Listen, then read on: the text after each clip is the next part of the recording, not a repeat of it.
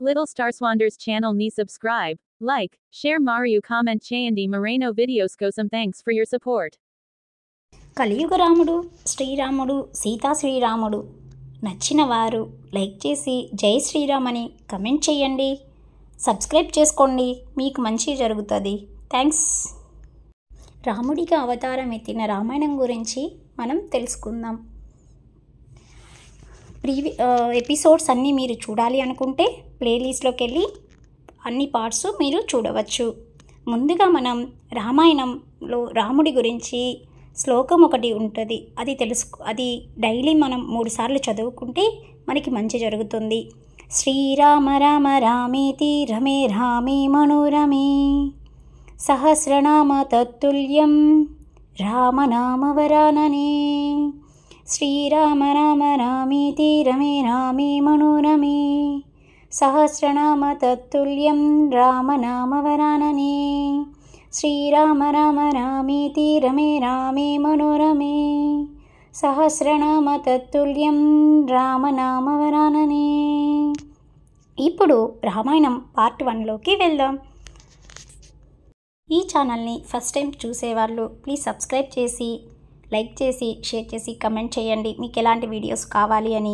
మీరు అలా చేస్తే నాకు సపోర్టివ్గా ఉంటుంది, మరిన్ని వీడియోస్ అప్లోడ్ చేయడానికి వీలుగా ఉంటుంది. Thanks for watching. రామాయణం 29కి వెల్కమ్. ప్రీవియస్ ఎపిసోడ్స్ చూడాలనుకున్న వాళ్ళు ప్లేలిస్ట్లోకి వెళ్ళి చూడవచ్చు. అదేవిధంగా చిన్నపిల్లలకి moral stories, bed time stories, పెద్దలకి సరదాగా కాసేపు వినడానికి నవలలు, అదేవిధంగా సరదాగా కాసేపు నవ్వుకోవడానికి ఫన్నీ జోక్స్ కూడా మా ఛానల్లో అవైలబిలిటీలో ఉన్నాయి. మీకు ఇంట్రెస్ట్ అయితే నచ్చితే లైక్ చేసి మీ ఫ్రెండ్స్కి కూడా షేర్ చేసి కమెంట్ చేసి సబ్స్క్రైబ్ చేసుకోండి. పక్కనే ఉన్న బెల్ ఐకాన్ని క్లిక్ చేస్తే మీకు మరిన్ని నోటిఫికేషన్స్ న్యూ వీడియోస్కి వస్తాయి, మిస్ అవ్వకుండా వినవచ్చు. Thank you. రామాయణం 29లోకి వెళ్దాం. ఎపిసోడ్ 29. అలా లోపలికి వచ్చిన రాముడిని చూసిన కౌసల్యాదేవి పరిగెత్తుకుంటూ రాముడి దగ్గరికి వెళ్ళి, నాయనా రామా, నీకు యువరాజ పట్టాభిషేకం జరుగుతున్నందుకు నాకు చాలా సంతోషంగా ఉంది. మన వంశంలో పుట్టిన ఎందరో గొప్ప వాళ్ళలాగా నువ్వు కూడా కీర్తిని సంపాదించు అని ఒక బంగారు ఆసనాన్ని చూపించి రాముణ్ణి కూర్చోమంది. అప్పుడు రాముడు ఆ ఆసనాన్ని ఒక్కసారి ముట్టుకొని కౌసల్యతో, అమ్మా, నేను కూర్చోవడానికి సమయం లేదు. నాన్నగారు భరతుడికి పట్టాభిషేకం చేస్తానన్నారు. నన్ను 14 సంవత్సరాలు అరణ్యవాసం చేయమన్నారు. అందుకని నేను దండకారణ్యానికి వెళ్ళిపోతున్నాను. నేను దర్భలతో చేసినటువంటి ఆసనముల మీద కూర్చోవాలి, కానీ ఇటువంటి వాటి మీద కాదు. నీ ఆశీర్వాదం తీసుకుని వెళ్దామని వచ్చాను అని రాముడన్నాడు. ఈ మాటలు విన్న కౌసల్య నిట్ట నిలువుగా కింద పడిపోయింది. తర్వాత ఆమెకి కొంత సపర్యలు చేశాక బాహ్యస్మృతిని పొంది ఇలా అనింది, రామా, నువ్వు చెప్పిన మాటలు విన్నాక నాకు అసలు పిల్లలు పుట్టకుండా ఉంటే బాగుండు అనిపిస్తుంది. పిల్లలు లేకపోతే నన్నందరూ గొడ్రాళ్ళంటారు. అంతకు మించి నాకు వేరే బాధ ఉండదు. కానీ ఇవాళ నేను పొందుతున్న బాధ సామాన్యమైనది కాదు. రామా, నీకొక నిజం చెప్తాను. నదృష్టపూర్వం కళ్యాణం సుఖం వాపతి పౌరుషే అపి పుత్రే విశేషం ఇతి రామాస్థితం మయా. నేను దశరథుడికి భార్యగా ఉన్నప్పుడు ఏ మంగళకరమైన ఆనందాన్ని పొందలేదు. ఎందుకంటే ఆయన కైకేయికి వశుడై ఉన్నాడు. కైకేయే మనసు నొచ్చుకుంటుందని ఒక జ్యేష్ఠ భార్యకి ఇవ్వవలసిన మర్యాద నాకు ఇవ్వకుండా కైకేయి యొక్క దాసిజనంతో సమానంగా చూశాడు. ఇవాళ నీకు యుక్త వయసులో పట్టాభిషేకం జరిగి యువరాజుగా నిలబడితే నిన్ను చూసి నీ పరిపాలన చూసి కనీసం రాజమాతగా ఆనందం అనుభవించవచ్చు అని అనుకున్నాను. కానీ ఇవాళ నాకు ఆనందం కూడా లేకుండా పోయింది. ఊషర క్షేత్రంలో విత్తనం వేస్తే అవి మొలకెత్తకుండా ఎలా నిష్ప్రయోజనం అవుతాయో అలా నేను చేసిన వ్రతాలు పూజలు నిష్ప్రయోజనం అయ్యాయని అనుకుంటున్నాను. రామా, దైవానుగ్రహం నా మీద లేదు. నువ్వు వెళ్ళిపోతే నన్ను ఇక్కడ చూసుకునే వాళ్ళు ఎవరున్నారు? నువ్వు వెళ్ళిపోయాక నీ రాజ్యంలో ఎవరిని చూసుకొని బతకాలి? అందుకని నేను మరణిస్తాను అని కౌసల్య అనింది. ఇప్పటిదాకా ఈ మాటలన్నీ వింటున్న లక్ష్మణుడు ఆగ్రహంతో, అన్నయ్య, నాన్నగారికి వృద్ధాపం వచ్చింది, కానీ కామం తీరలేదు. విషయ సుఖాలకి లొంగి కైకేయతో హాయిగా కాలం గడుపుతున్నాడు. ఏ అపరాధం చేయని నిన్ను అడవులకు పంపిస్తున్నారు. నువ్వేమో ధర్మము, పితృవాక్య పరిపాలన అని వెళ్ళిపోతున్నావు. అమ్మ ఇక్కడ బాధపడుతుంది.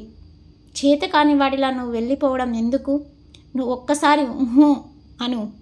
నేను నా అస్త్ర శస్త్రాల చేత ఈ అయోధ్యలోని ఏనుగుల తొంటాలని పర్వతాలని పడేసినట్లు పడేస్తాను. భరతుడి పేరు చెప్పిన వాడిని, భరతుడు రాజుగా కావాలన్న వాళ్ళని ఒక బాణంతో కొన్ని 100 మందిని చంపేస్తాను.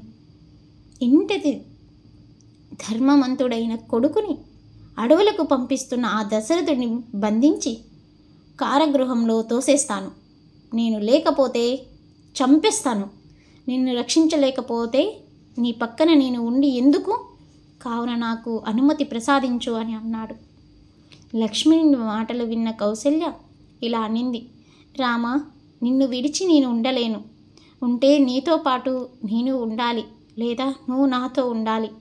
నీతో పాటు నేను అడవులకు వస్తే నువ్వు ఏది తింటావో నాకు అదే పెట్టు. లేదంటే లక్ష్మణుడు చెప్పిన ఆలోచన గురించి ఆలోచించు. తండ్రి మాట బిడ్డ ఎలా వినాలో తల్లి మాట కూడా అలానే వినాలి. తండ్రి అనుమతించాడు కనుక వెళ్ళిపోతానంటున్నావు, కానీ తల్లిగా నేను నీకు అనుమతి ఇవ్వడం లేదు. ఒకవేళ నువ్వు నా మాట కాదని వెళ్ళిపోతే నేను విషం తాగి చనిపోతాను. నువ్వు వెళ్ళడానికి వీలు లేదు అని కౌసల్య అనింది. అప్పుడు రాముడు, అమ్మా, నువ్వు చెప్పింది తప్పు అని నేను అనను. కండవు అని ఒక మహర్షి ఉండేవారు. ఆయన తండ్రి ఒక్కసారి పిలిచి గోవుని చంపమంటే ఆ మహర్షి గోవుని చంపేశాడు.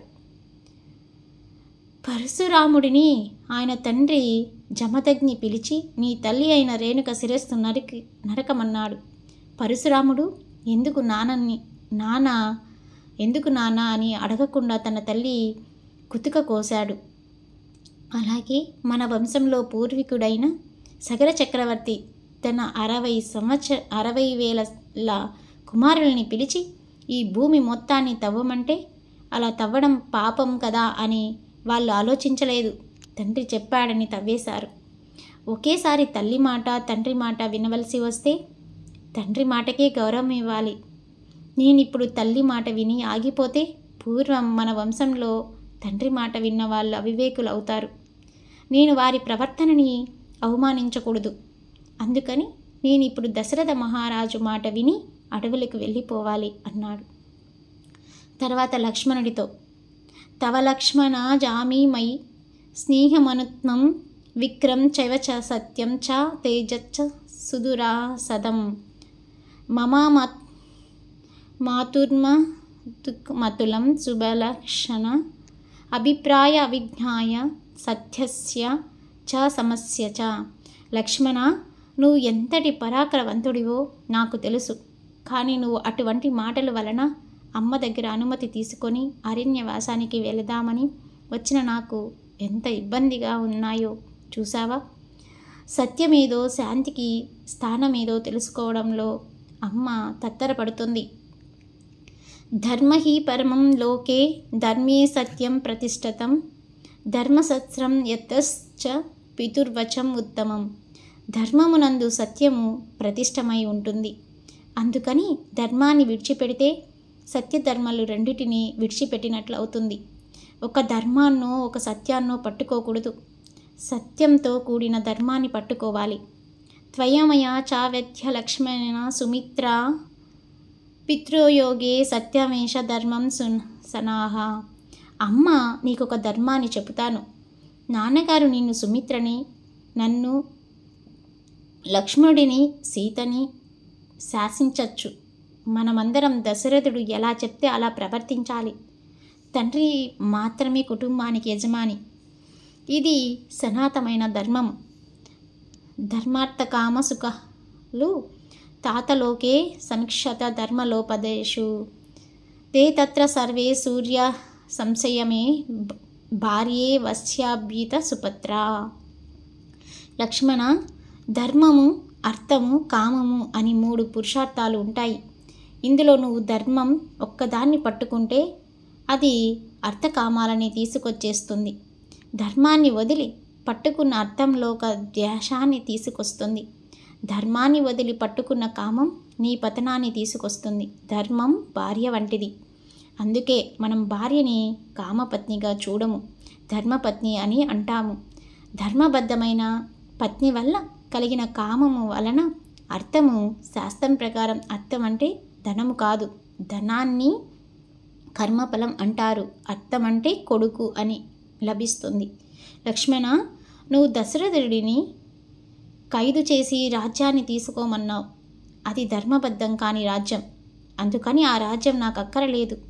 తండ్రి చెప్పిన మాట పాటించడం కొడుకుకి ధర్మం. అందుకని నేను అరణ్యానికి వెళ్ళడానికి నిశ్చయమయ్యాను. అలాగే నువ్వు నాకు పట్టాభిషేకం జరుగుతుందని సంతోషంగా తెచ్చినటువంటి ఈ సంబరములన్నిటినీ ఇక్కడి నుంచి తీసేయి. నేను అరణ్యాలకి తొందరగా వెళ్ళిపోవాలి. లేకపోతే అమ్మ కైకేయి బాధపడుతుంది.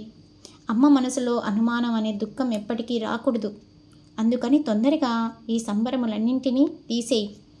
అమ్మ నన్ను భరతుడిని ఎన్నడూ వేరుగా చూడలేదు. మరి ఇంతగా నన్ను ప్రేమించిన అమ్మ నిన్న రాత్రి నన్ను పిలిచి పట్టాభిషేకం చేస్తానన్న నాన్నగారు ఇవాళ తెల్లవారేసరికి నన్ను 14 సంవత్సరాలు అరణ్యవాసం చెయ్యమన్నారు. అంటే ఒకటి గుర్తుపెట్టుకో లక్ష్మణ, సుఖదుఃఖే భయక్రోధ లాభ అలోభ భవ అభవయే యస్య కించిత్ తదాభూతం నను దైవస్య కర్మత. సుఖం అవని, దుఃఖం అవని, శుభం అవని, అశుభం అవని వెనుక నుండి శాసించేవాడు ఆ దైవం. ఆ దైవాన్ని తిరస్కరించి నువ్వు ఏమీ చేయలేవు. ఒక మంచి పని చేద్దామని అనుకుంటే దానికి ఒక ప్రతిబద్ధకం రావడం కూడా దైవమే చేసిన పనే అని రాముడు అన్నాడు.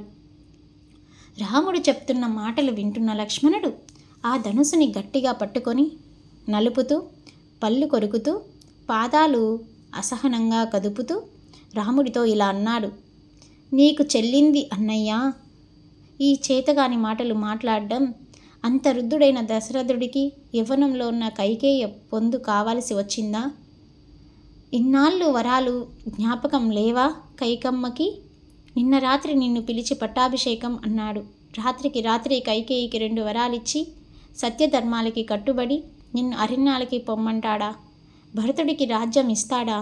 తండ్రి మాట నిలబెట్టడం ధర్మమని నువ్వు అరణ్యాలకి వెళ్తానంటావా? ఇంత ధనుర్విద్య నేర్చుకున్న నువ్వు దుంపులు తింటూ తేనె తాగుతూ అడవుల్లో తిరుగుతావా?